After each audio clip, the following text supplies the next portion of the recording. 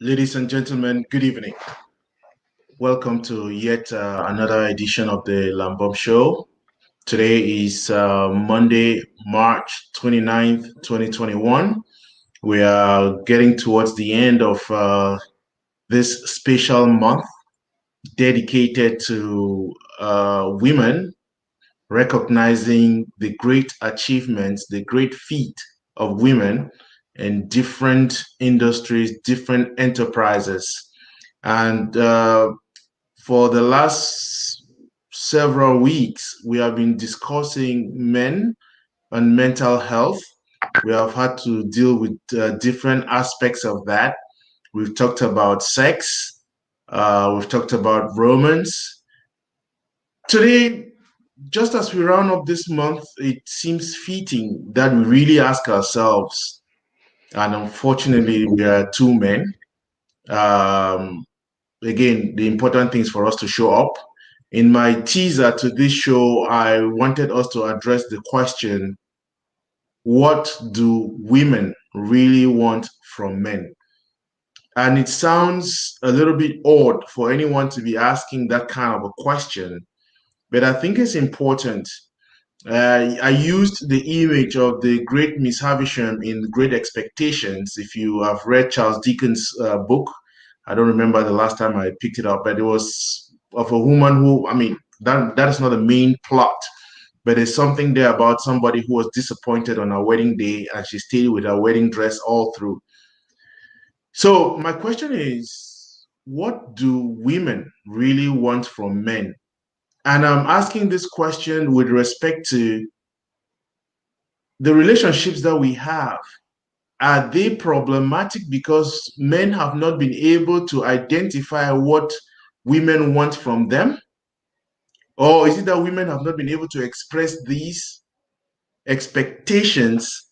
Or is it both? And I'm doing so just to say provocatively, we need to think through this. You may not have satisfactory answers on this day, but it's something that we all need to address day in, day out. And as usual, as always, we are grateful, we are privileged to have Coach BK with us to, guide us through the conversations, help us provide some insights. So, Coach BK, I know that this is you always want to hit me on the head for asking some terrible questions, and I hope that this is not one of them. But again, it's just to provoke thought, provoke action, and we see how this goes. So, by the way, welcome. How are you feeling today? I'm feeling great, Lambert. Thank you. I always say in my space, there are two kinds of activities, there are two kinds of events. There are things that are going well, in which case I celebrate them, and the things that I'm putting right, which I anticipate celebrating. So I try to be in that celebratory or festive mood all the time, hard as it could be. Thank you. It's good to be here. That's interesting because I know every time you have asked me, that's the first question you have always asked me, and I say, well, and I now understand why you always ask me that question, and the answer I give is always interesting to you. So there's always something to celebrate, and there's always something you are looking up to. So that's life, isn't it? But let's get into our question for today, and I want to preface this by saying the fact, the question that we are answering today is not to give the impression that women are the problem. We are doing this within a particular context. It is the context of the Women's History Month. That is why we are asking the question, what do women really want from men? And this is meant to spark a conversation. This is meant for each of us to spend time to ask that question. We presuppose it, we think we know it all. And I don't know what you think about the question, BK, before even an answer. It's a thought provoking question, Lambert, and I love it. What do women really want from men? If I got it right. Correct. And it's like you say, it's ironical that you have two men talking about women and what they want from men. It's all good because What we're going to be hazarding here is not, it's not even a guess. See, because we all want the exact same things. It's just a question of how we prioritize the different things that we want. How do we meet our needs, and what are these needs? See, they don't change between men and women. We may meet these needs in different ways. We may express and articulate them in different ways, but the needs in and of themselves are identical. They are the same across the board. It's interesting because we can't really answer or address this question without starting by understanding who we are. Now, if you don't know who you are, how will you know what you want? And I'm sure you'll agree with me that marriage is a bit like going through uni.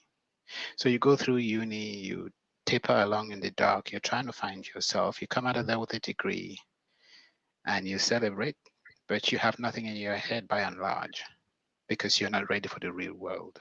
You then go into work, and that's where the whole business begins. And it's almost like starting from scratch, and you realize that the things that you learned at uni, you can't really apply them apart from the fact that you may have learned a bit of discipline, that ability to go through stuff, to be steadfast, to stay the course and to see it through. So when you So ask when the you ask the question, what do women want from men? Start by asking ourselves, who's the woman? And which woman are we talking about? You see, because women are at different stages in their lives. And at these different stages, they want different things. So are we talking about the spouse? Are we talking about the girlfriend? Are we talking about the young girl who's at uni and who's book focused, academic, or who's all about her studies and where she's going in life, or the one who wants fun, who wants to get to explore, understand life, play the game, and see what it has to offer? So you realize we have to start by deciphering which of these categories we find ourselves in. So help me. We can't talk about all categories. If we could ring but fence it and decide which woman, which caliber or class of woman we're talking about, then it gives us a bit more focus. so again, you just went against what you just said, isn't it? In the sense that you started off by saying we all want the same thing, so it doesn't really matter, isn't it? Whether it's a girlfriend, it's a wife, it really doesn't matter because they all want the same thing. So whether it's a wife, it's they all want the same thing.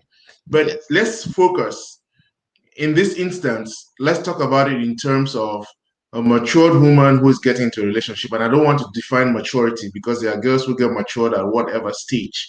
Okay. And remember the context of our conversation. We are dealing with African immigrant men within an immigrant community, within wherever, Europe, America, and all that, dealing with many issues. And the men are asking themselves, and let me put it this way. So, how did I arrive at this question? The reasoning is every time. So, by the way, for the interest of the audience, I did marriage and family counseling. Okay. So, that's my background. I don't practice marriage and family counseling. I'm not a therapist or any of that. I studied that. I'm not licensed. But I've had friends who have told me, oh, my wife wants A. I provide A. Then she wants B. I provide B. So I asked a woman once, what is it? And she says, this man, every time I'm telling him I'm not satisfied, he's confused about what I want. He's telling me that he's doing the dishes, cleaning the house, and so I should be happy that he is doing that. And I said, of course. Why would a man be doing that and you're not happy? Because exactly that is not what I want from the man. What do women want? Because they are constantly changing the goalpost. I hope I give a little bit of context to the conversation there. Yes, you did. And I did that deliberately to put you on the spot. Well, not quite on the spot. And so when I say we all want the same thing, what I meant to say is we all want the same things. But then these things change. See, you and I, don't forget, like women, we are all we're this ball of energy. We are we're this continuum. We have a number of needs that change with our circumstances. We may or may not be aware of what these needs are at any one point in time. Sometimes we are. Um, let's use the example of food. You may think you love what? What's your favorite food, Lambert? Uh, uh, Corn fufu and kati kati, that's roasted chicken. Thank you. So you may think you love corn fufu and kati kati. Now, what happens if you have corn fufu and kati kati on Monday, corn fufu and kati kati on Tuesday, Wednesday, Thursday, Friday, Saturday, and then Sunday? What happens eventually? That's too much, man. Thank you. So you see, prior to your first episode or your first experience, first exposure, that first meal will be amazing. But then you have what we call utility cost. So that the utility you get from it subsequently, the more of it you have, that utility will reduce. And all you're left with is a thought, which you may confuse with reality. At some point, that katikati or kiban or fufu, it stops meeting you at your point of need, and you may not necessarily understand what's happening. So there's one part of you that says, but this is what I love, this is what I want. So why is it not fulfilling me? And it's the exact same thing with women sometimes. And we are no different. So you would notice that by and large, what are these needs that I'm talking about? There are times when we have a need for connection. There are times when we want to love, we want to cuddle, we want to relate, we want to integrate, we just want to talk, we want to touch, we want to hold. But that's not what we want all the time. So even that is going to change at some point. And now there are times, obviously, we all have this need for security. And when we're talking, well, in the context of a woman, what is the most important thing to a woman? It is a home. I'm sure you would agree with me. Yes, I will, of course. Okay. But how do you get to building that home? What are the ingredients? Let's start by looking at the qualities of that woman, the sort of woman who really is all about her home. Take the acronym woman, W wise. I'm sure you'd agree with me. Women are wise. Why do I use the word wise? Because it is akin to intuition. They are intuitive. They tend to just know things. There is the adage that the mind thinks and the heart just knows. And that's where women fall for the most part, especially a mature woman. And you didn't want to define the word mature, but I will define it. A mature woman is one who puts the needs of her home above hers. One who loves and loves unconditionally. One who will sacrifice herself, put herself on the line to ensure that her family gets what it needs to go in the direction it ought to go. One who will give up everything to support her man and equally put that man in the straights and narrows when he is going wrong because she wants and has her best interest at heart. So, that in my dictionary, in my world, is what defines a mature woman. You are free to object. So, not necessarily. I want to take you back. You said something about what the woman really wants as a home, okay? And you also established the fact that these needs change with time. But the problem I'm seeing is if men are not able to figure out what these needs are and they presume Hmm. these needs, just as women also presume, or some will presume, that the man ought to understand, that is where you start having this friction. And to go back to an image that we have availed of during the show over the last couple of weeks, that dance, that connection comes with the dance, isn't it? You move right, she moves with you because she understands. It's the same thing. You get into a party. You've never met somebody, and you start dancing with the person. The person is dance. You all are moving as if you have understood each other before because you know the rhythms. Okay, you have been hearing this song for over and over a while, and so you know it. She too, and so she's moving, swinging with you left, right. So I think the breakdown comes in not just with not understanding what the moves are supposed to be, but also with the other person not communicating. I guess I have it upside down. But tell me. Yes, so I think you have nailed it. You said you used the word presumption, and the question I'd ask is, why do you think? How do we get to a point where we are presumptuous? The only reason we would presume is if we're not communicating. The only reason we assume is when we think that the other person should be happy with that which we would want for ourselves if they were the one giving us. So, whatever it is that makes us happy is what we feel tempted to give the other person. And that's where that presumption comes into play. And whenever we do that, obviously, we've got it wrong. Because then, when we do what works for us and it doesn't work for that person, we don't feel appreciated. And that is where problems usually, typically, will begin. And then they spiral out of control. But if you have communication, if two people actually communicate, if they actually talk to each other, and one doesn't shut the other down.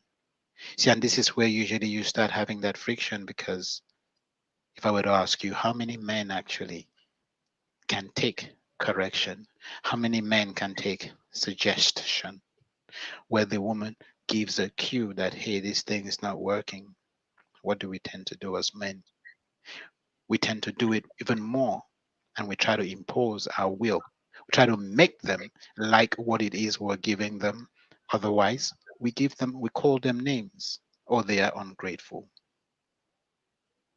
Are we on the same page so far? Absolutely, yeah. Yes.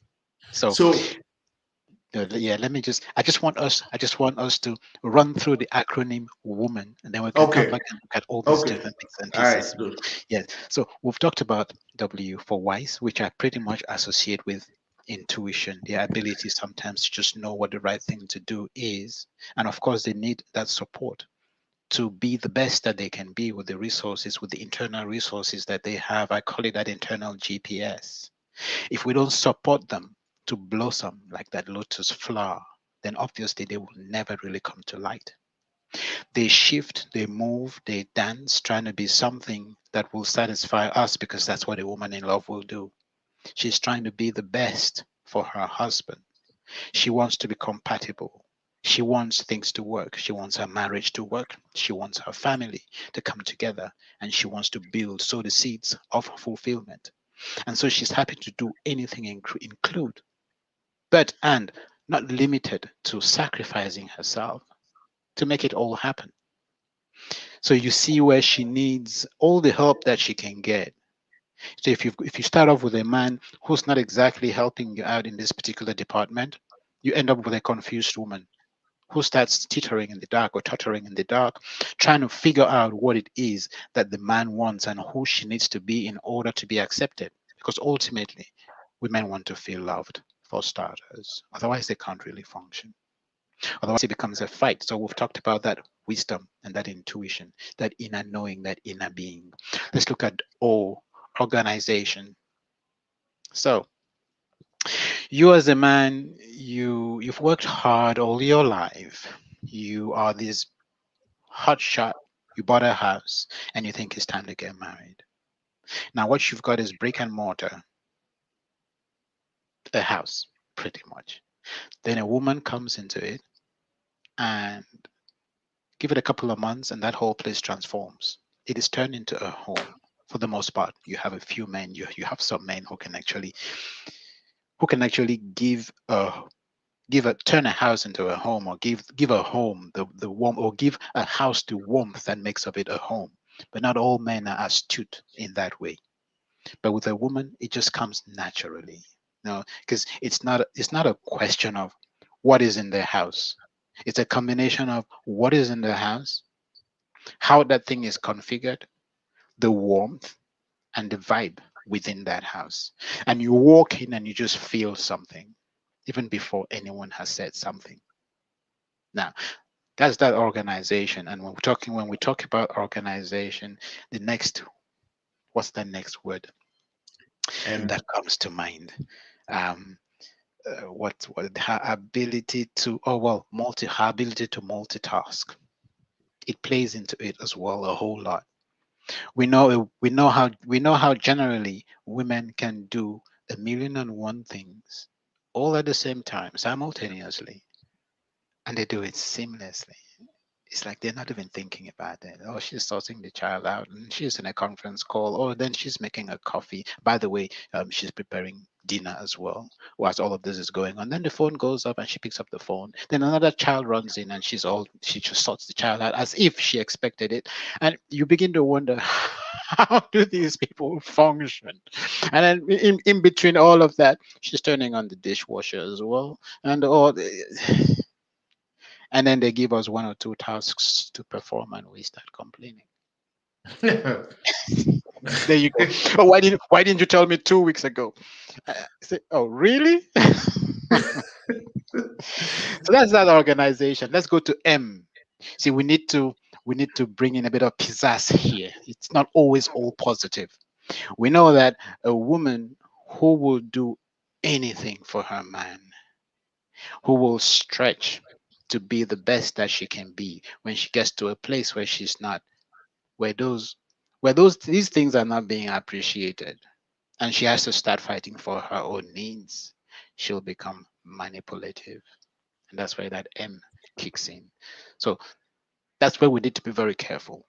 When you end up with a woman who becomes manipulative, who has to work her way around you to get what she wants or what she needs, that's the beginning of problem. That's where trust starts going down the drain. And so we need to be present as men. We need to be sensitive. We need to be sensible. We need to tune in. And it's not a hard thing to do. Of course, ego gets in the way of our ability to tune in. We've talked about this a whole lot. What is ego? It is that social construct, that thing that we put out there to represent us because we are too vulnerable, we are too fragile on the inside, and we don't want to expose ourselves lest we get cut down to size. And so, moving on from that whole manipulative streak, when it kicks in, if we don't solve it, if we don't fix it before it's too late, then obviously that becomes the seed that is sown, and it is the recipe for disaster. So that's W. Let's look at A. What is A? Woman is astute, and we don't need to go into the definition of the word astute.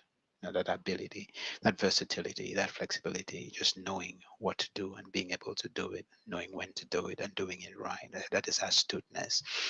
And generally women are good at that. They know how to feel the environment.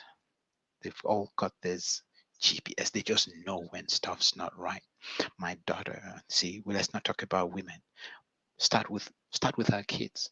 I've got a daughter who can take the temperature of the room from 6 miles off. She knows who needs pampering. She knows who needs cuddling. She knows who needs telling off, who needs redressing. And she just moves into these different roles. You don't need to tell her anything. If she walks into a room and it is tense, automatically she starts distracting. She tries to bring peace. She brings calm. She brings laughter. So it is amazing. But now a boy will not necessarily have that. The guy is more concerned about his PS4. So I think it is amazing. It's amazing when you watch kids grow, and obviously it's a lot easier when you talk about your own home.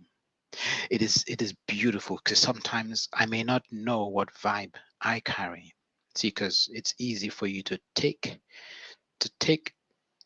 vestiges from a day that has been tough, to bring those vestiges into the home and not even realize it. Now, the moment, I mean, my wife, she's amazing at that as well. She is so good at that, and we have this agreement, which is, um, if if I look like I'm not right, all she needs to do is snap or ask if I've had a bit of that Kool Aid, and it's a bit of a lie. you know, things are going south and and whatever it is, I need to shake it off and come back home. And then we laugh about it. And that's how we make sure that things don't spiral out of control, because things spiraling out of control bring an energy of their own, and once that energy takes a life and a form of its own, it's a lot harder to fight it. Now, when You my have one one, the last one, the N. You still have the N. sorry, say that again. You will still have the N. You talked about the A, Yeah, astute, thank and you. then the Yeah, N. I'll come to it. Yeah, no, I know Oh, what okay. Sorry, I thought I'll you come were to it. There, I'm still talking. I'm still talking about. astute. I just finished talking about my wife. Yes, and I was going to talk about my daughter.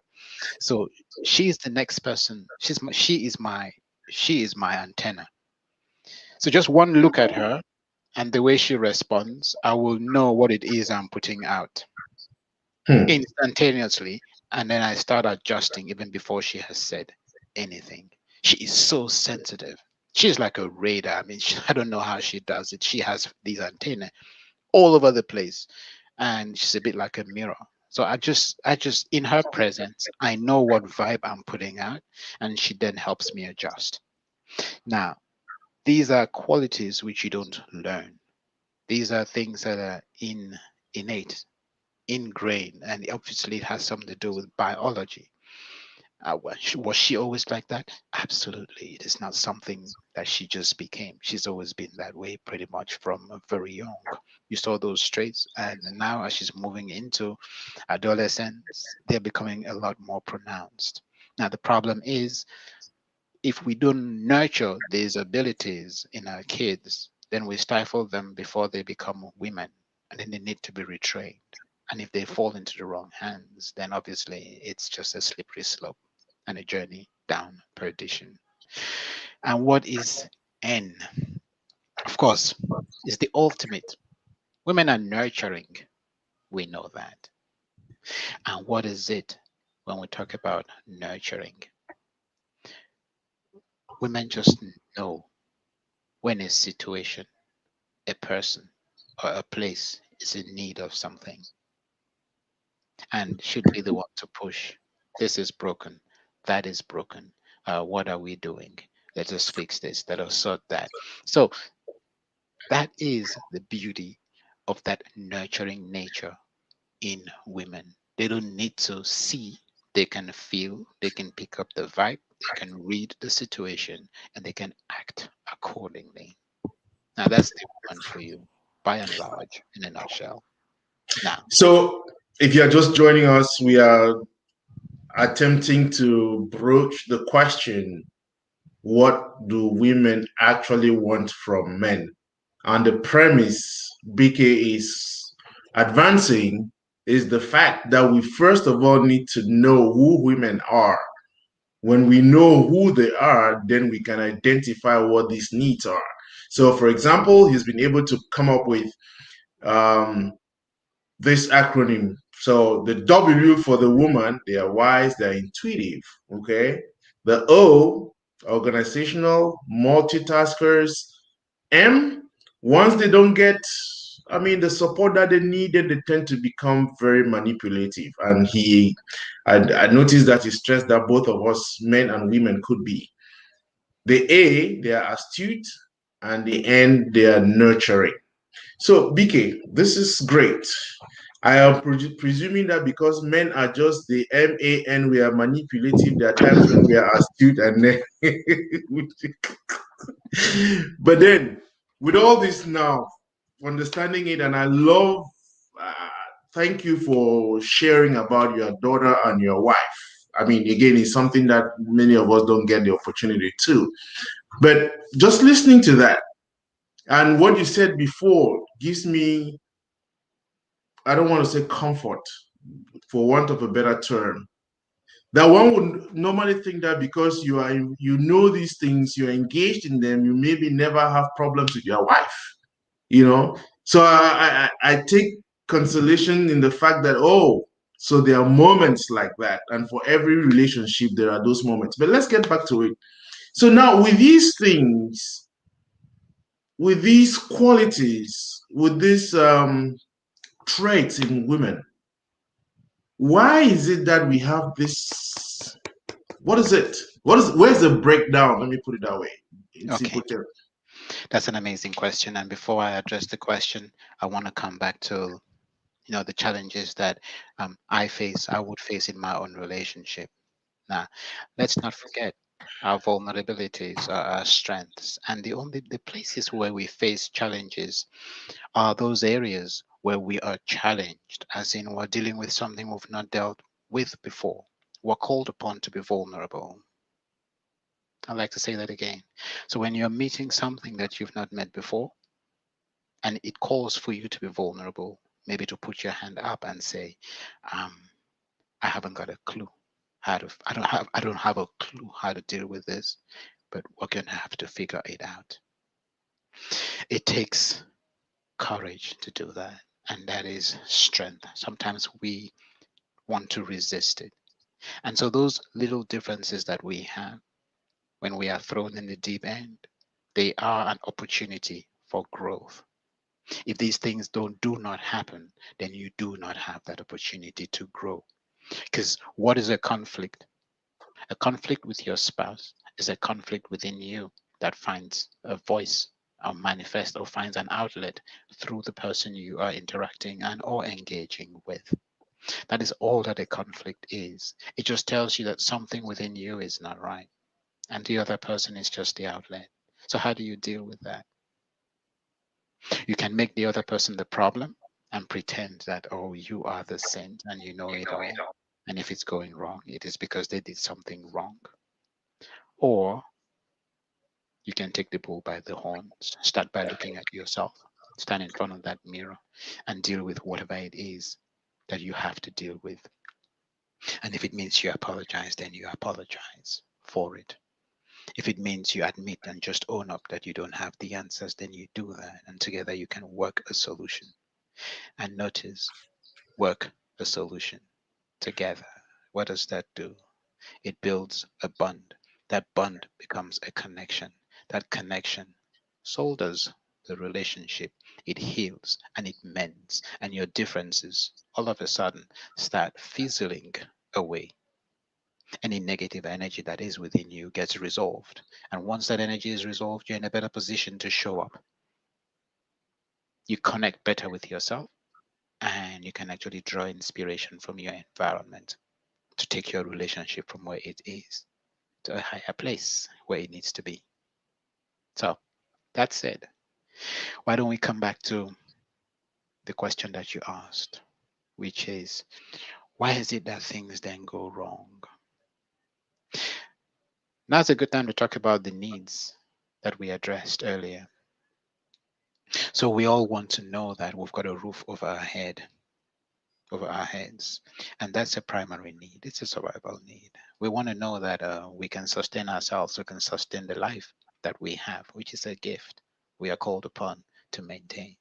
And how do we do that? The air we breathe, the water we drink, and the food we eat. Now, air is free, so it's all good. There's no meter anywhere against which we pay a bill at the end of the month for the air that we breathe. So we're very lucky there. Water, by and large, similar, although we have to pay for the water that we eventually consume. Food, we definitely have to pay for it, unless we go out and grow ours. And we don't have that luxury, especially here out in the West. So, how do you get your food? You have to work for it. You have to buy the food, you have to work for it. So, we want to be safe, we want to be secure, and we want to be comfortable. A roof over our heads, know that you can afford 3 square meals a day, and well, that comfort, that security, not having to sleep with one eye open, which of course is very important. Now, what is happening? Imagine you're married to a woman who's career driven and your focus is providing a roof over her head. And you're thinking, well, the fact that you're providing this roof over her head is the Alpha and the Omega. It is the beginning and the end. And you work your socks off just to make sure that she has a roof over her head. Now, to her, it's not particularly important. because that is something she can do for herself. So you notice there will be cross purposes right there. Does she want to be safe, secure, and comfortable? Absolutely. But this safety, security, and comfort she will seek or look for in a different place. In your ability to show up as a person, to be present, to have a conversation, someone she can talk, have a conversation with, bounce ideas off of, be inspired by. But you're not present. You're working your socks off, trying to provide that roof over her head, trying to give her security. And who knows, she may or might actually be earning higher than you do, which means if she were to leave you, she might afford a bigger place than you can give her. So you see what I mean by cross purpose. Meanwhile, you're working so hard, you can't even be present when she needs you because you're knackered and you're focusing on all the wrong things. And don't get me wrong, it's important to provide. But if she earns more than you, what is the tendency? You start competing with her because you don't want to feel, look, or come across as belittled. And this is just some demon in your head telling you tales which you believe. And as you believe these tales, they become your reality. So the only thing that goes wrong is this cross purpose talk. We've talked about, so she's busy looking for this connection, and you're working so hard trying to impress her with this comfort and securities and, well, a home over her head, not realizing it's not her focus. And why are you doing it? You think that's what's going to make you a man or make of you a man. You want to feel significant. So you're doing it for significance. And if you don't get the recognition for it, then you don't feel like you're a man. And if you don't feel like you're a man, you can't do anything else. Meanwhile, she's looking for connection. And so she almost at some point gets so frustrated. She plays down all the things that you're working so hard to give because the things that you don't need to work to give, you're not providing. So how does that work, Lambert? And that's just one of the areas where things go awry. And she may have been. Now look at this is where the dynamic equally can start changing because you have this woman who, all right, you got married to her.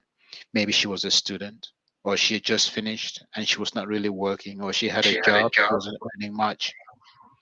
And so she depended on you for that home, that roof over her head, that protection, so to speak, that survival need. But then she goes up the ranks and eventually she comes to a place where, okay, that home is good, it is great. But right now it's not priority for her because she can actually afford, she can actually give herself that. But for you, you still think it should be as important as it was when this lady was depending on you entirely for any kind of shelter. Do you see how the dynamic starts shifting? Her need starts shifting, and you don't necessarily realize it. And that's just an example. So one therefore needs to be very vigilant in the One needs to relationship. one needs to communicate. See, when you communicate, you get to know how people evolve. You listen, because communication is not about talking, Lambert. Communication is about listening. And do we really listen? You see, she will talk. She will say certain things, and it's a lot easier when it's a lot easier seeing you when I talk. That way, it's like I'm talking to you as opposed to talking to myself. Does that make sense? Yes, that's a lot better.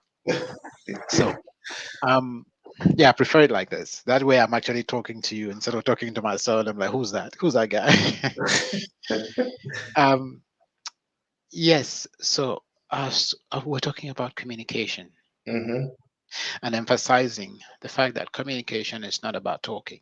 Communication is about listening.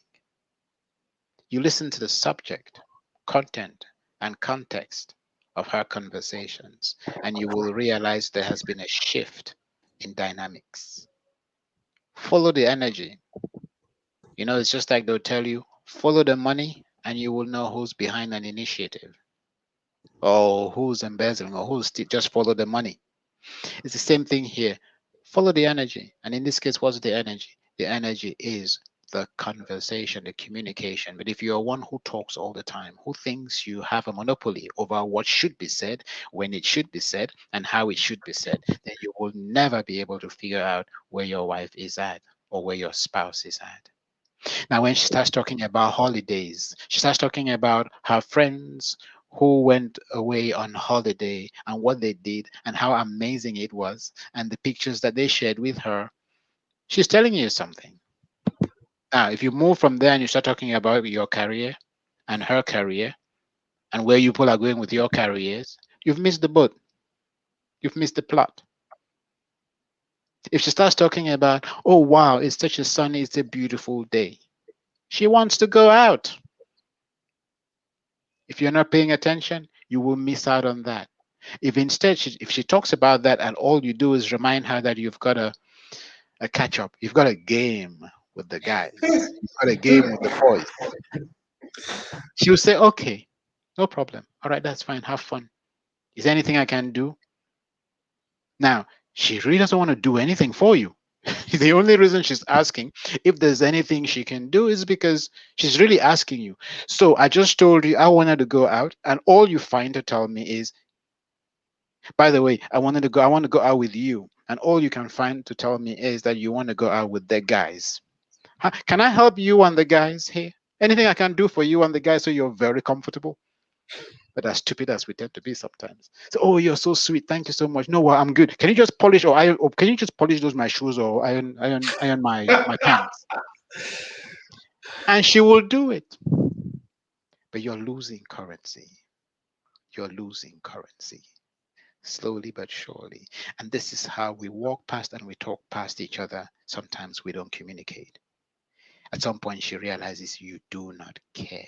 Or she tells herself, you don't care. She doesn't realize you just don't know. See, because to her, something like that is obvious.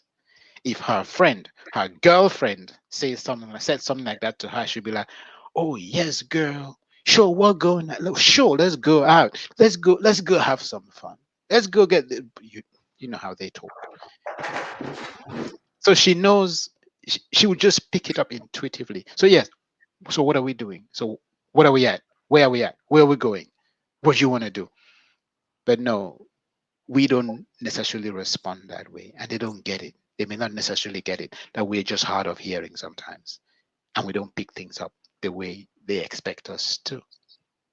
So yes, it's communication in two ways, or it's communication on two fronts, but we don't have an excuse either because we tend to focus on all the wrong things.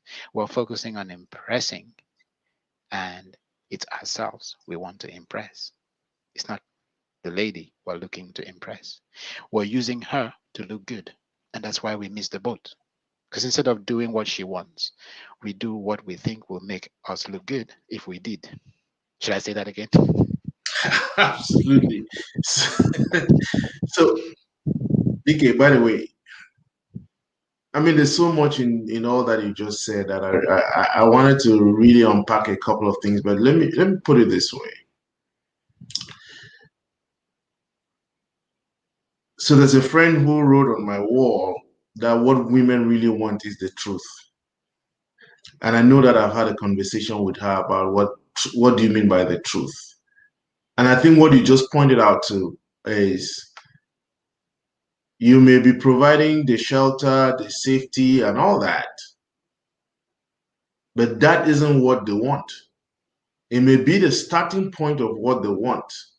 And very often they are not expressive. And I love what you said about listening, because very often we are not listening, even though we are taking part, we are there, we are present, but really absent, which is a place where people get to maybe because of the breakdown of something. So you get into this very wonderful relationship. Everything is so nice. Oh, this is the love of my life. Then all of a sudden things go south and you're wondering what happened. And bottom line here in this context, it is we men, or some men, have not learned to listen to what their wives really want. They are listening with their ears instead of listening with their hearts, isn't it? To be able to decipher, what is this woman actually telling me? She's not being direct, which is maybe the way most women communicate. They don't come and tell you, oh, it's sunny outside. Let's just go out and have a walk. And I'm asking myself, what is difficult with you just telling me that? Well, why do you want to give me? Why do you have to go about it in a roundabout way? Okay, Okay. All but right. that's just about the women, and I'm thinking, okay, good. How do we men learn to listen so that we may pick up these cues and be able to understand? Oh my God, this is what my wife actually wants. Yeah. You said You said roundabout. roundabout. You said something about why do they have to go about it this in this roundabout way? Can I just check that you can hear me? Yes, absolutely. I can hear Oh, you. brilliant. Oh, incidentally, check out our colors. It's almost like we had a color theme going. Right. Yeah, so you said You said something about something about. roundabout way. Now, here's the interesting thing, Lambert. It's not a roundabout way. She does not want to manipulate or monopolize the conversation. She comes with one half of it and she wants you to meet her halfway. That way she knows you're in it together. She doesn't want to coerce you because possibly she already feels coerced. You've done that to her so often, or I would have done that so often, that she becomes hypersensitive to it, or maybe not. But it's the whole question of are we in this together? Or is it just what I want? So she throws a cue. And if you pick up that cue and act on it, then she knows she can really connect. Not that you do it because you want to tick a box. And for us, obviously, why aren't we present? It's only one reason. We're not thinking about the person we're talking to, having a conversation with. We're thinking about ourselves, what we want, where we want to be, and why we need to be there, and how fast we can finish that conversation and be on our way. So, unfortunately, I'm not able to read the comments. I have to use something else. Berry has been on. Berry Carey. She says, great topic. Thank you. Communication is key, especially African men. They are different, domineering to the woman's choice. And she says, thank you, BK. Active listening. So, again, her choice of words there about African men being different, domineering, and being the woman, towards the woman, that's an interesting comment. This is This where I is take where I over. take This is over. where I This is where take I over. take. Say that again. Is this where I take over? Did you want me to run with that, or Yes, absolutely. Yes. okay? So you notice, did you say Barry? Yes, Berry Okay. Carey. Thank you, Barry Carey, for that. You would notice that Barry has hit the nail right on the head where it needs to be hit. She's talked about that same thing, that same virus we were talking about all along, which is significance. Now, look at it from this perspective. You've got a man who knows that in the house he's in command. He runs mission control. When he says jump, everyone needs to say how high, because that's the environment he grew up in. Those with power, willpower, and authority, and for them to do that, or when they do that, if people respond, then it means they are loved. It means they are somebody. And so we learn that subliminally, and because we do, and because we do, we then try to replicate it. And that's what significance is all about.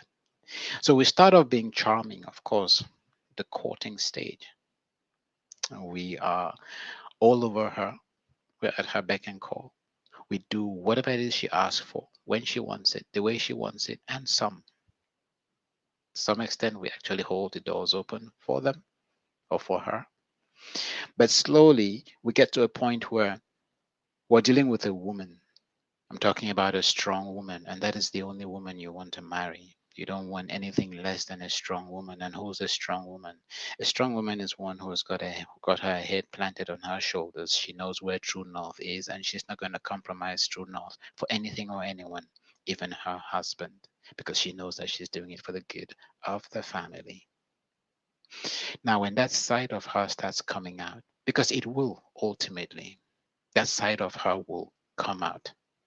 And when it starts coming out, we start feeling insecure. And so we try to put her back in her shoes. If we are smart and have a bit of the gift of the gab, we will try to smooth talk our way around that situation to get her back to that person who was subservient and who embraced servitude. If we can't do that, we then try to control her. And if we can't do that, we lose control. So obviously, you won't try to control someone else if you hadn't lost control over yourself. And that's when we start screaming and yelling. That's where we become domineering. And why are we domineering? Simply because our ego has been affronted. Our fragility has been exposed. And so we hide behind that ego, that social construct, that thing that we put out there to shield us from our pain and our vulnerability, the emptiness that we sometimes feel on the inside that we don't want exposed. And it is that thing really that is the essence of our relationship. Because see, that void is what our wife complements, because you will always fall in love with the person who has something that you do not have. Now, if you spend the rest of your life hiding that thing which you married her for, like the right hand and the left hand, they have different strengths. They work together. One doesn't work for the other. The right hand doesn't work for the left hand. The left hand doesn't work for the right hand. They come together for a desired outcome, agreed upon outcome.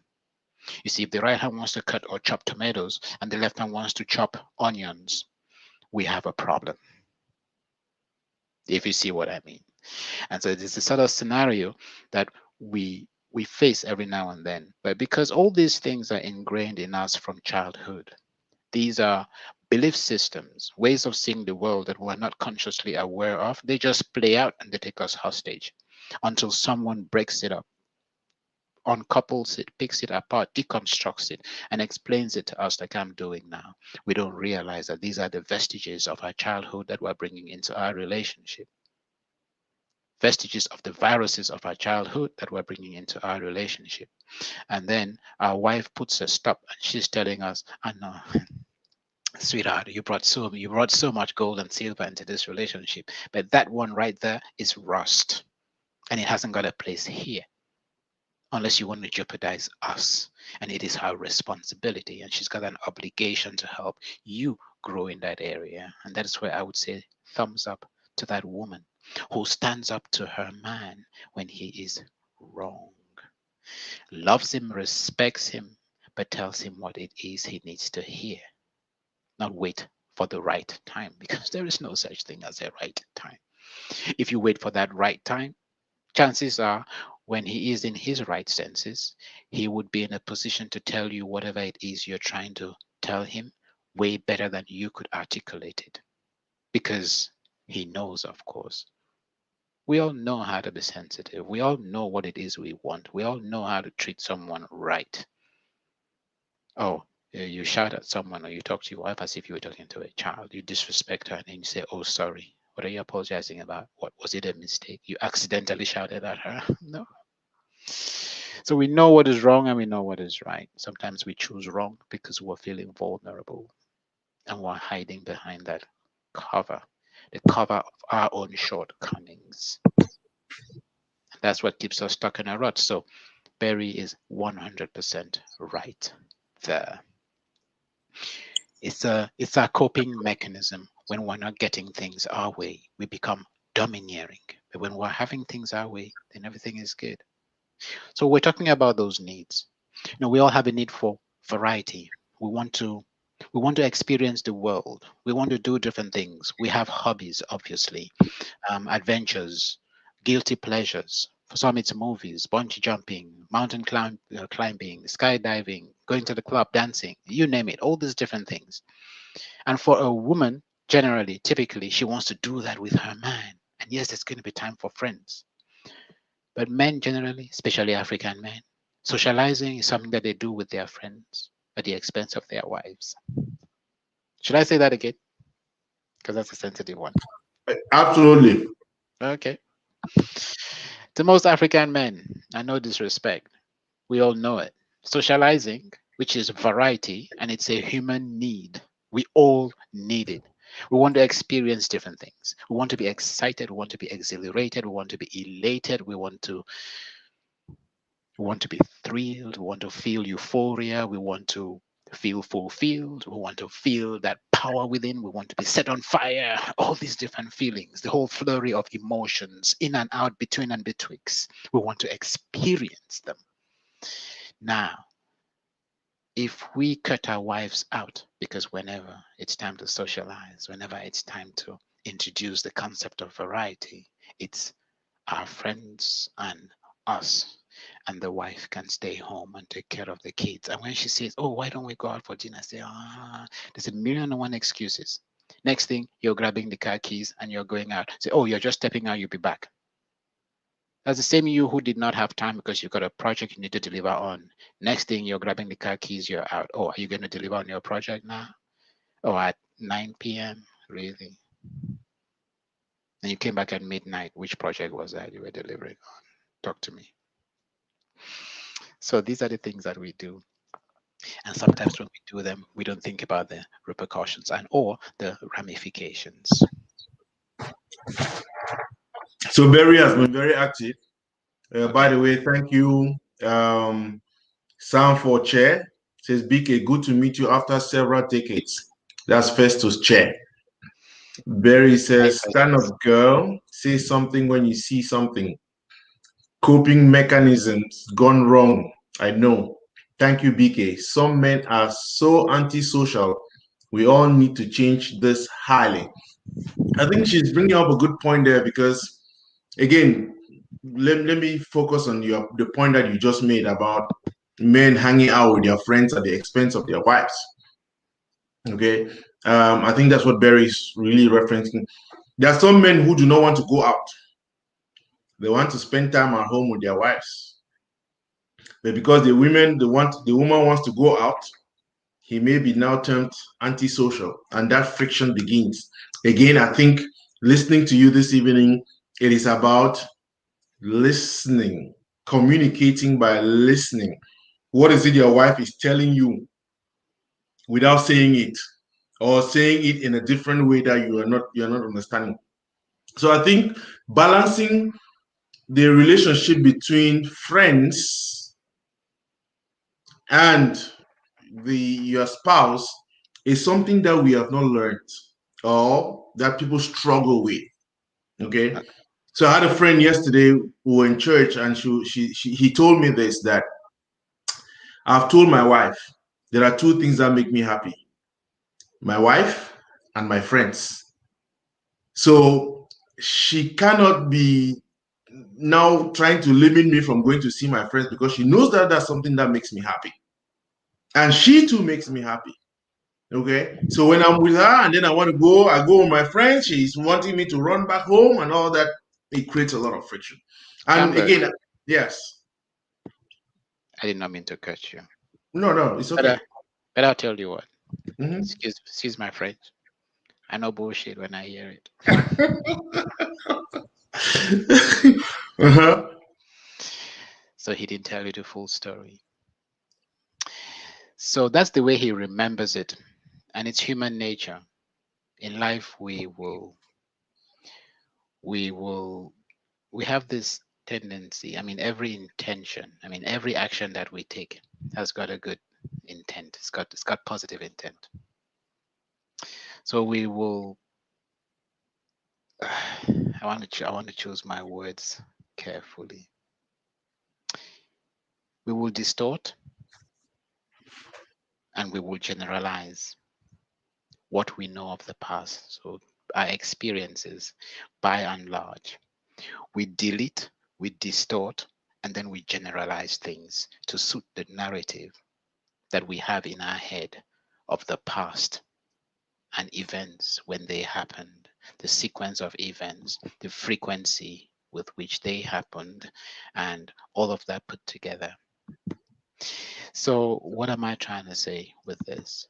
When a woman gets to a place where she's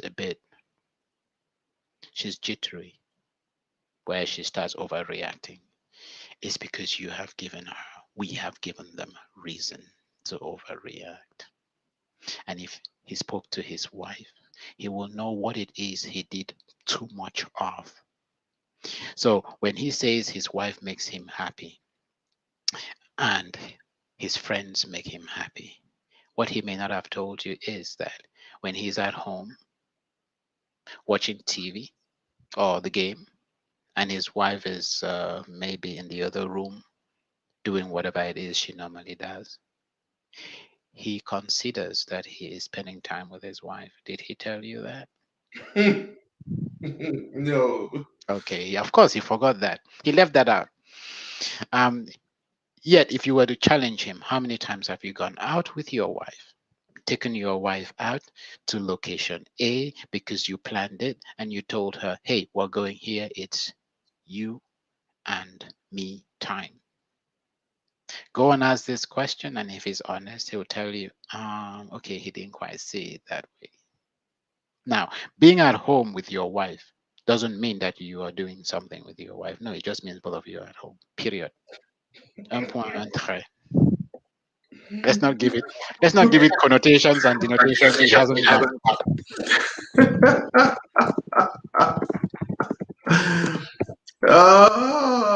So, BK, I mean, before we let's get back to something before we miss out on that.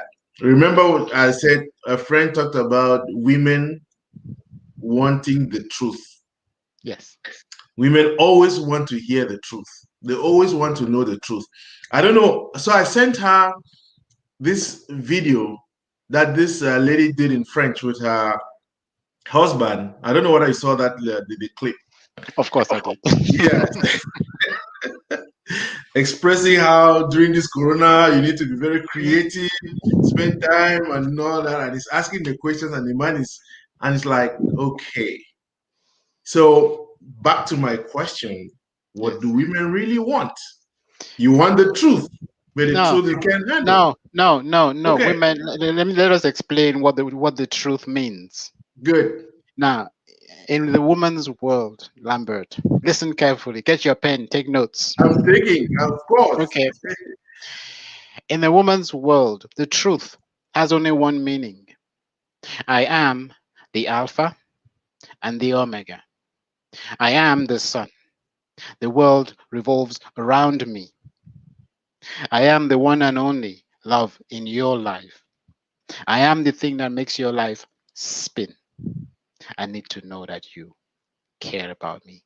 I need to know that I am valid. I need to know that I am significant. I need to know that you want to be here. You want to connect with me, and I can count on you. That is the truth. Anything outside of that is not the truth. Should I say that again? Yes, I mean, because again, what you've just done is you have taken out the possibility of somebody, knowing how the wife feels when he has made a mistake and not coming back to say this is a mistake, because all she wants to know is that she's the center of the universe. Well, okay, I may have exaggerated a bit. I may have exaggerated things a lot, yeah, but women talk figuratively a whole lot. And we know that when we talk about truth, uh, the truth kind of shifts a lot. The truth means absolutely nothing until we give it meaning. Mm-hmm. Now, Mm-hmm. when a woman says all she wants is the truth, she wants to, it's a reminder of what it is you signed up to when you married her. And she wants to know that you're still up for those things. And that would be the truth for most women. They want to know that you are true. See, because truth in a union, in a relationship means She has your undivided attention. And that is the truth of a marriage. So it's figurative when she says all she wants is the truth. It's because both of you, before you got married, there were certain vows that you adhered to. You pledged to one another, to each other. And that was your truth. Is that a fair statement? Absolutely.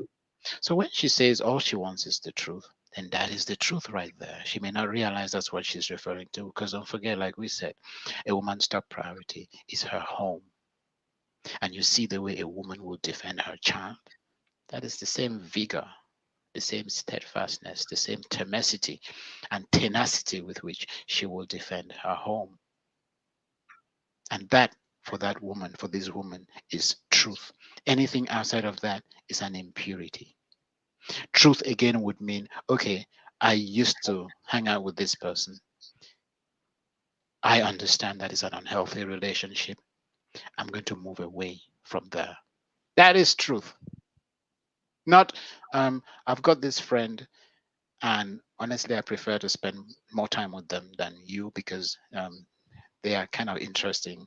And you know, you don't like to do all these things that I like to do, so I'd rather do it with this person. Okay, that's not the kind of truth you want to tell your wife. No, you want to figure out what it is she wants and make sure that you can then give her the pleasure of the satisfaction that you both can do these things together. To come back to another question that you asked, which we did not fully address, you say, how can men learn to be more present? Lambert, do we really need to learn? No, we just got conceited. You see, because that this woman married us for a reason. We used to do all the right things. Oh, have you forgotten now, Lambert? Yeah, amnesia, selective amnesia, right? No, no, no, no, no, no, Vicky. I think, well, because we are focusing on the woman, I don't want us to get to the side of the man because again, there is a possibility to. I mean, you said it before. The M with women being manipulative, isn't it? They were coming, Yeah, they had an agenda and all that that you did not figure out. You thought she loved you, but then it turned out that she had some other thing happening. yeah. That's a given. That's the anomaly, isn't it? Which means it's No, not no, the no, no, norm. Lambert. No, Lambert. Yes. No, not nothing is nothing is an anomaly. So don't forget. Okay. Yeah. So nothing is an anomaly because you and I are men. We have to put the men under the spotlight. You know, women have their faults. They have fault. They Right, have right, their right. faults in their numbers, right? But we can't come here and bash women. When we're here, is because we want to redress men. We need to be in Correct. the straights and narrows. And it's like we touched on this last week, where we said if there is a conflict and two people are looking to resolve that conflict, you don't listen to each person's side of the story. Your side of the story is a waste of my time. Her side of the story is a waste of my time. No, I want to know what you, Lambert, did for both of you to get into this nice, neat mess. I want to know what your spouse did from her, not from you. I want to hear from her what it is she thinks she did to get both of you in this nice, neat mess. When we get to a place where where you are both focusing on each other, that's when we can start conversations. Otherwise, it will be counterproductive. It can be constructive. Why? Because once I say, okay, Lambert, what's your side of the story? What are you doing? You're trying to sell me your victimhood, and you're trying to show me that your wife is the villain. When I say to your wife, all right, sweetheart, what did Lambert do? What's she doing? She's telling her side of the story, doing her best to get me on her side. You're doing your best to get me on your side. Notice I can't even be objective anymore because I've gotten both your sides. If you happen to be on the right and I say so objectively, I'm supporting you. True or false? True. True. And if she happens to be on the right and I say so, I'm supporting her. True or false? True. But if I can get you to think about what it is you did wrong, you focus on yourself. And I can get her to focus on herself. And when she has done so, then I say, okay, can both of you talk? You start by apologizing for the things that you did. And if you're pointing at her, all you would say is, you see this thing that you did, this is how it made me feel, and this is how I behaved. It doesn't make it right. I'm not trying to justify it. I'm not making excuses. I'm just saying, well, this is how you helped me grow. And now that I'm in this place, I can be a better man thanks to you. Then you kiss and you make up, and we're all happy. Then I can go have my Kool-Aid. So using that same scenario, given all that, I mean, why should I be focused on what the woman wants? Let me just focus on myself, and then in the process of focusing on myself, and she focuses on herself, we may get to a point of commonality where we say, "Oh, wow, so this is a common thing between us." Where am I going to with this? Again, our starting point was this: that what do women actually want from men?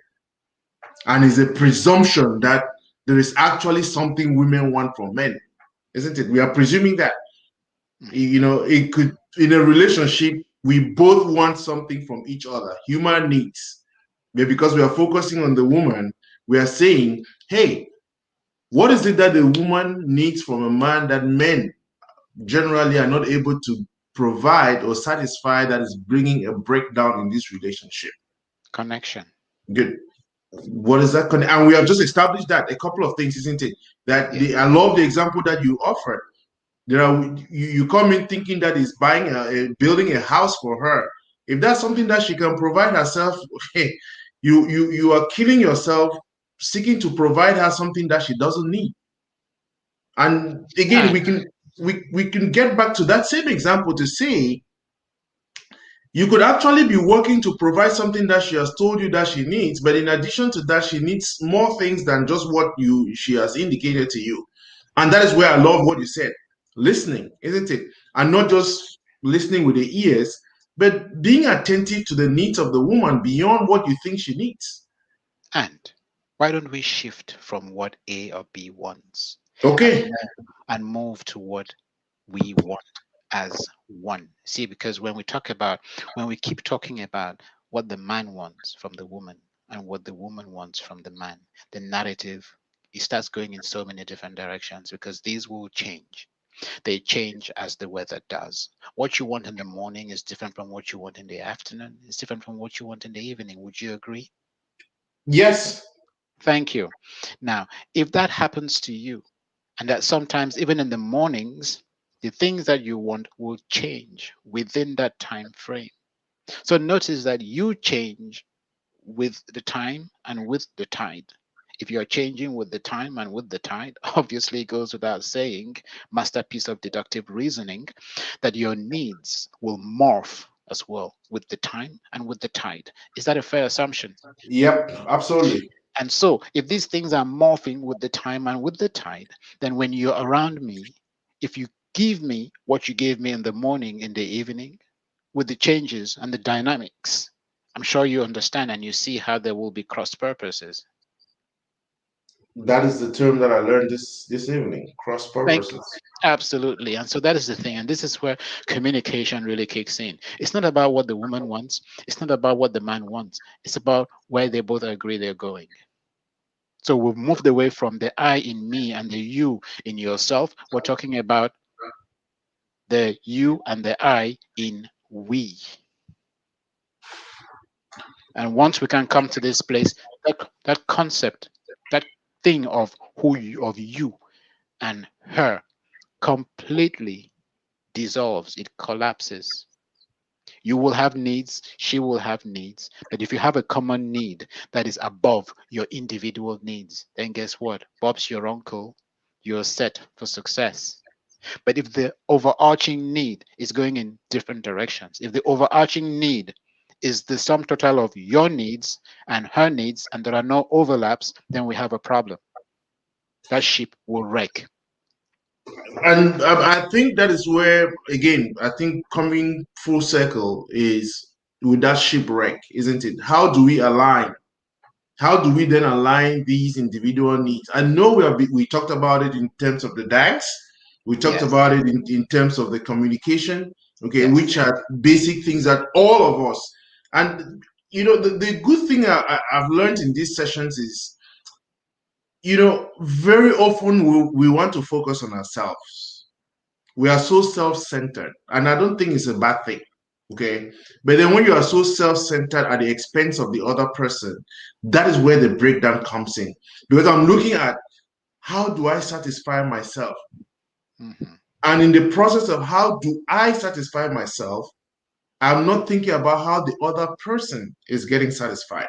There's a difference between me seeking to satisfy myself by satisfying the other person, isn't it? So that mutuality comes in, the I and the we, which is the same thing about this, the sex thing, you know. With the sex thing, then all of us is that mutual dance that is in and out. But then if it's just me wanting it, the other person doesn't, and that is frequent. And if you permit me, let me shift it one gear up.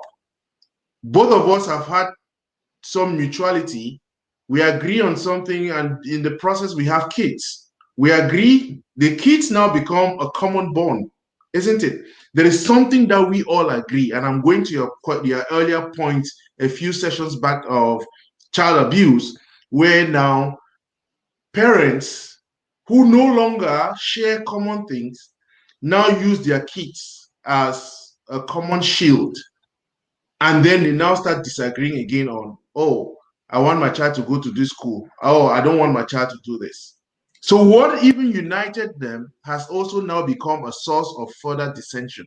And the problems keep multiplying at that level.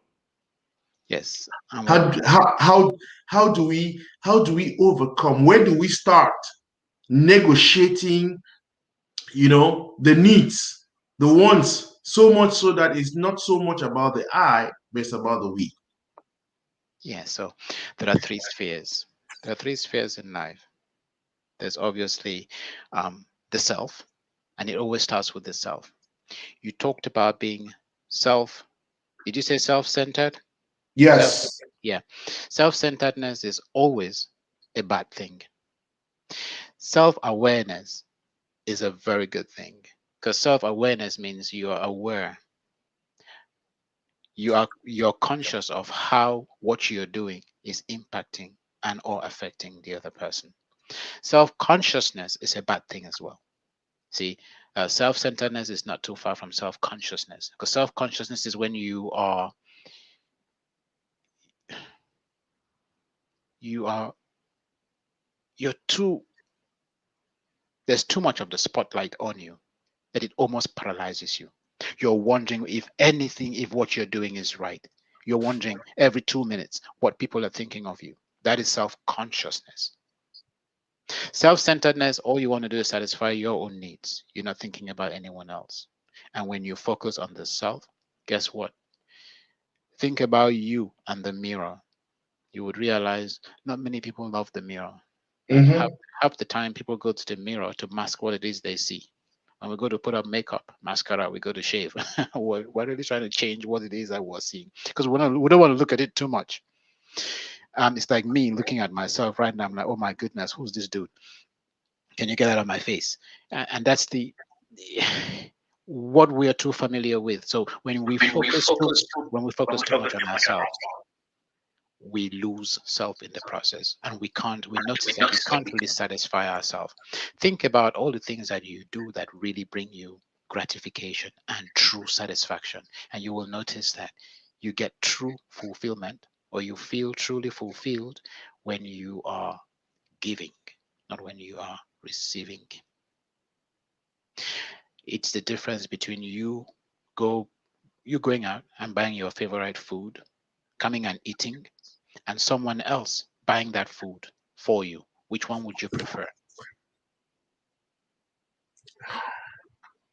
No, I have to go buy the food myself, mate.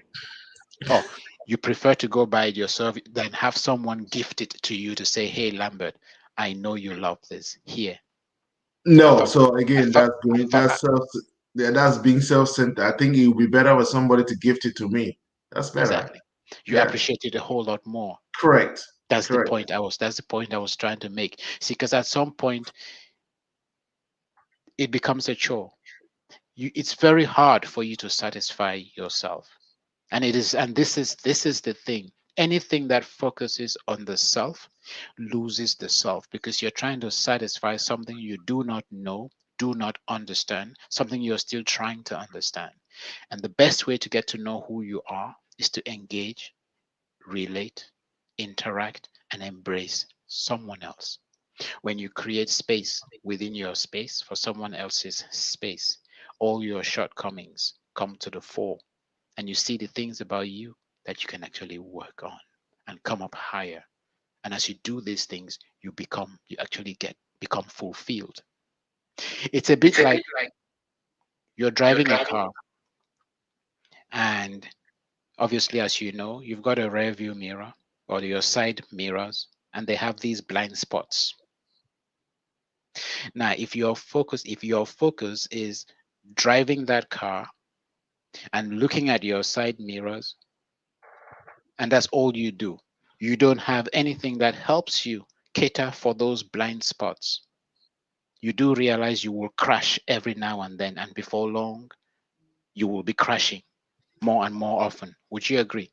Absolutely. But when you start interacting with others, they expose your blind spots. And that is what you need. And when you know what your blind spots are, then guess what? You start growing. And the more you grow, the higher you come, the more enlightened you become, the more things you free yourself. So you free yourself up to be able to try out other things, which is what self actualization really is all about. And as you self actualize, you expand, you become bigger, you become better. And because this becoming bigger and better is a function of your interactions with others, you engage and you interact even more. But if you focus on yourself, then guess what? All you do is protect the shortcomings that you already have that you yourself do not see. And that's the only reason we have someone else in our lives, someone who's going to help us grow. If all we do is use that person to protect what we know or do not know of ourselves, then we get lost in the process. So, thank you, BK. Just so you know, Dr. Chume Chu, wise man, BK. So, Barry Carey says, BK, my nickname. My initials are same like yours. I now see why. Exactly. Her home is a foundation. We all make basic assumptions, but please ask your spouse what was the reasoning behind that decision or action. All these are from Barry Carey. Thank you. Stop the I want and use we. We change as the weather changes. Please say that again. Blind spots go away when you engage more self care for others, you become better. So, again, our conversation this evening has been focused on what do women actually want from men? And I want you to just peel that back, BK, because at the end of the day, it's not so much what women want from men, but what we want for each other, what we want for ourselves. Right? You just drove it home so beautifully with the image about you driving. When you're in the presence of others, they reveal your blind spots, and together you can now move. But let's give it in the last couple of minutes. I'd like us to maybe wrap up. But in the last couple of minutes, we all know that there's too many relationships that are shattered. And part of the reason for this is also because we have not learned. We talked about communication. We talked about trying to learn to know the other. So if you are talking to women today, addressing women who have problems in their relationships with their spouses, okay, they don't know how to go about it. The men are just so difficult. What do you suggest that a woman does in order to be able to, maybe save whatever is left of that relationship? That is a beautiful question. That is an amazing question. How much time have we got? Okay, let me take the next 5 to 10 minutes. I don't know how long Absolutely. it'll take, and really break this one down, spell it out, and I hope it helps somebody out there. So, as a woman, the First thing you want to realize is the only reason you got married was to become enlightened, and from a place of enlightenment, to get to know who you are to a point where you could self actualize. And self actualization is putting who you are into manifest, manifesting who you are to serve a purpose that is bigger than the self, growing your environment and growing in the process. Women are a lot better at this because they tend to be stronger. Emotionally, the woman is at least 100 times stronger than the man. Physically, the man can be stronger, that is true, but we all know that true strength is emotional, which is really spiritual, and that is the power. The woman is more in touch with herself, her inner self. Why?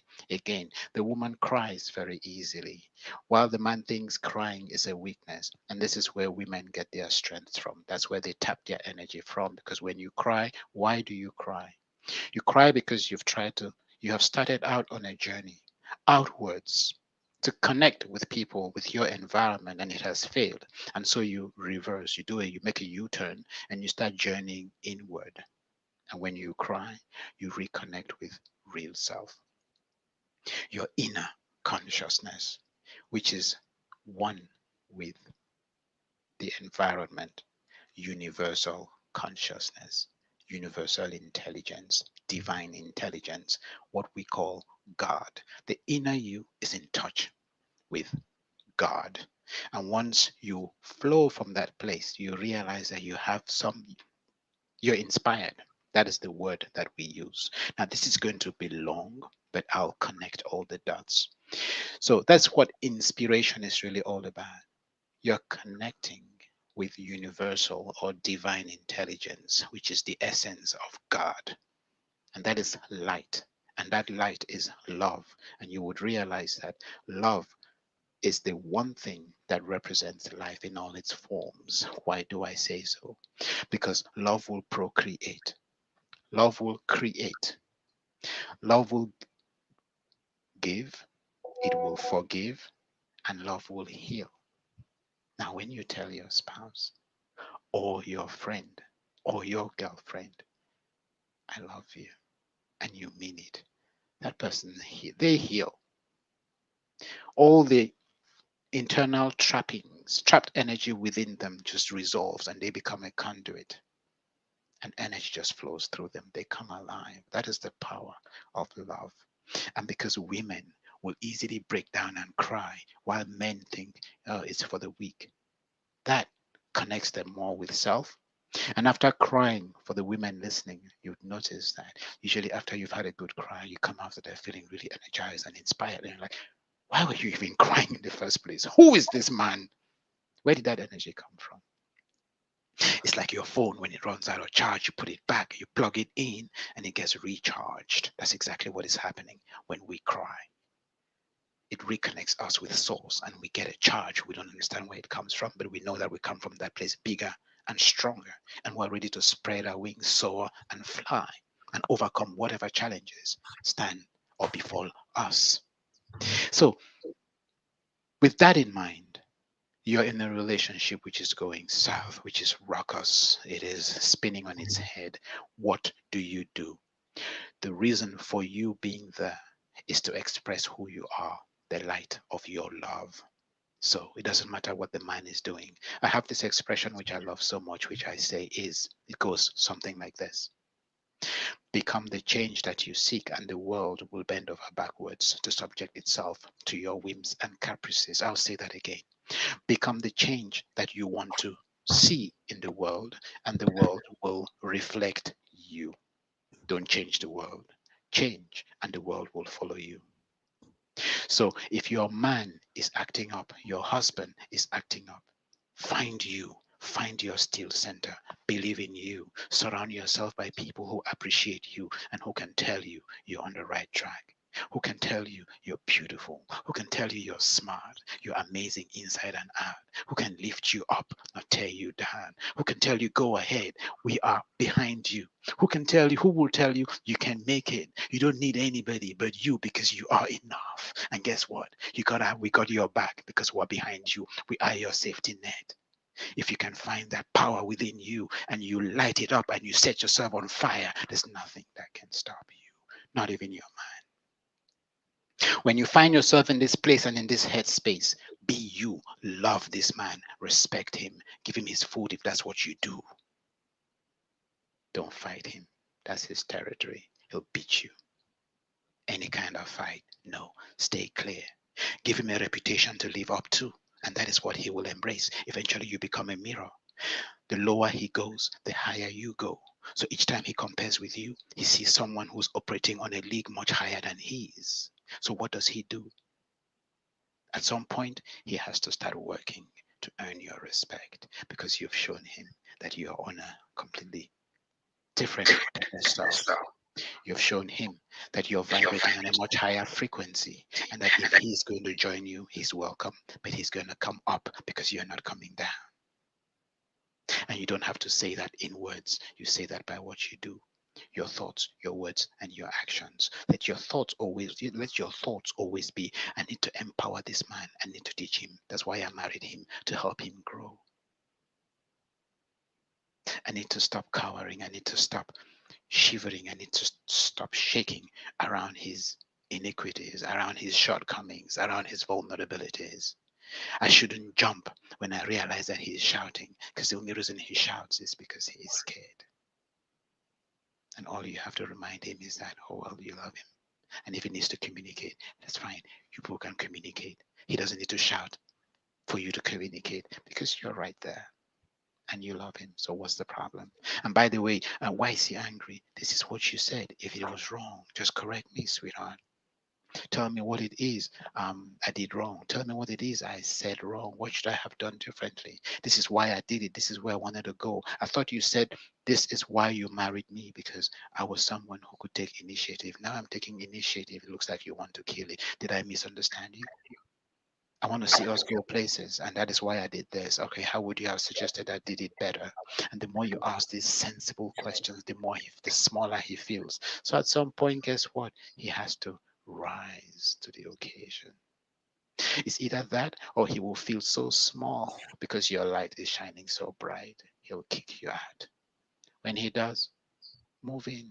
My wife and I will take you. But that's pretty much what it is. We are all called upon to be a light. We're called upon to lift one another, to carry each other's or one another's burdens. So when we start making it all about us, self consciousness and selfishness or self whateverness, we start losing the self and we forget why we were here. We start surviving instead of living and thriving, and that is where the problem is. So if a woman can do this consistently, day in, day out, do it in the morning, do it in the afternoon, do it in the evening, and have her sources, there are only three spheres in life. And throughout these spheres, all she needs to do is love. Love yourself. Self is the first sphere. Be at peace and in peace with yourself. Then your relationships. Decide the relationships that are really matter to you and invest in those ones, your husband being one of them. And you don't subject yourself to his whims and caprices. No, you help him grow. And then there's your career. You focus on that as well. Work your career. That's the easy part because you know that what you put in is what you put out, what you get out. Relationships are harder, obviously. Then you navigate them the way we just discussed it. And Wow. obviously with the self, it's about taking control. Control yourself. Don't try to control anybody else. Once you're in control, you will always know what to do, when to do it, how, and why. Thank you. I was about to find out what we're going to be discussing next week until Marilyn came on and she has just given us a perfect topic for next week. This is what she says. BK, these Cameroonian guys don't speak the way you are suggesting. Their friends will. You need to do a conference for these guys because they definitely don't talk this way. If they do, their friends will, and their friends will laugh at them. So I'd like for us to next week talk about men and their friends and how this impact homes. But today our question has been, what do women want? And you can go back if you are just joining us, as we have been on for an hour, 39 minutes. It's been a great conversation. We have been to many places, but a couple of things that I really want to highlight is the fact that it's going to take the we, isn't it? And something that you mentioned that really struck me, BK, is the fact being at home with your wife is not the same as spending time with your wife. I like for us, the men to take note about that. Being at home with your wife is not the same as spending time with your wife. We need to make time for our spouses. And again, something you just said, become the change you want to see in the world, that energy around, So there's a lot. We were celebrating March as Women's History Month. We focused this evening on what do women want from men, and we said we all want something from each other. We all should work together. Communicating is the key. And communication is not so much about talking as it is about listening to what the other person is saying. And I love the way you put it, BK, that the woman tells you that it's a bright day out there. You should be asking yourself, what is it she's telling me with those words? She doesn't need to be very direct. You should follow up and see whether it's about going out, not for you to take your keys and head out. And so I really want to say thank you, except you have last words. I want to thank the audience. Marilyn, thank you for your input. The other BK who is close to me here, Barry Carey, thank you very much. You have been on for all the entire show. Um, you also had Dr. Chume and many others whom, because I was watching from following up comments from my phone, I could not connect online. Thank you. BK, you have any last words before we wrap up? I think it's been a it's been a long shot. I'd just like to echo what you said and thank those who were with us today, and just encourage you all to throw a whole lot more comments, because we depend on your comments to figure out and to get to know what it is we're going to be saying next and how best we can serve our community. Because the more conversations we have, the more enlightened we become. The more we realize that the things that matter in life are not really the things we hold in high esteem. A lot of the time, we have everything we want right before our eyes, but we abandon these things and we go seeking the things that will actually compromise and destroy the very things we already have, but fail to see, fail to appreciate because we take for granted. So, once again, thank you. You've been amazing. Good night. So, ladies and gentlemen, just as I have had the rare privilege of meeting BK and having him spend his time with us, I would like to invite you all. I have a friend who is very consistent and very regular on this show. He watches this show with his wife. Just Marilyn, try it. Bring on your male friends, bring on your husband. That's a conversation that we can continue to have about how to invite your husbands onto this show. We are focusing more on men because that's what we are, isn't it? We are not saying that men are the only problems. We are trying to see how we can help ourselves. So I'm inviting you to invite men. We are here most Mondays. Um, we try to keep it to 1 hour, 30 minutes. I mean, it's interesting today. Uh, we went further than we wanted. And my dear friend just came on. I missed a great chunk of this discussion, and I've been pinching myself into submission. I might have missed a rare gem. The purpose of open communication is to bring the two closer. It is hard to feel desire for or want to be intimate with somebody who feels 1 million miles away. The lack of communication tears us apart and puts us miles away from our partner. That's my friend Jude Ozugen Agua. Thank you all again. Until next week, let's continue the conversations. Remember, we are building a community. We are building a community. And we are glad to take your suggestions as to how to improve on our show, things that you may want to listen to, things that you may want us to address. Just email me if you have my number, call me, leave a comment here. And again, BK, thank you and see you next week.